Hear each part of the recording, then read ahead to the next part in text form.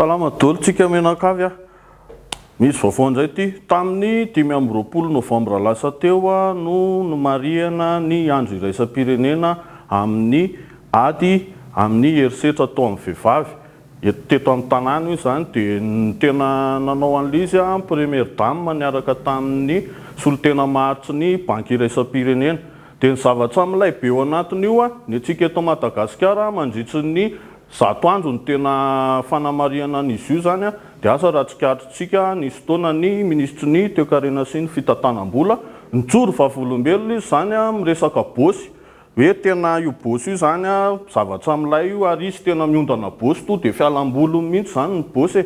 dia tena zavatra milay be zay satria amin'ny fiainana mila mianatra foana fianarana foana amin'ny fiainana dia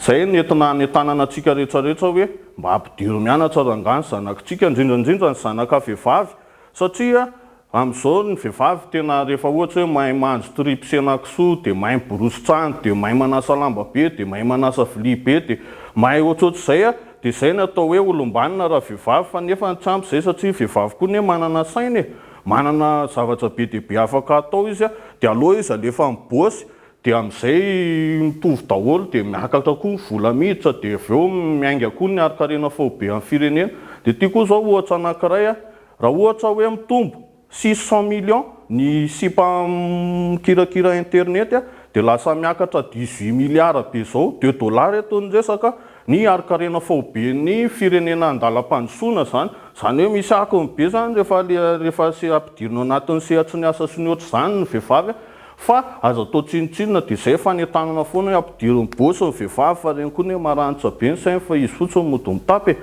dia tia fanentanana anankiray amin'ilay herisetra aloha ny vehivavy rangahy tsy hopaina tsy darodaroana sy ohatr'izany fa aloha izy omena kalainy indrindrandrindra le bebe tratra reny dia omena fitiavana izy dia omena zavatra be dia be izy dia izay okay bisou papay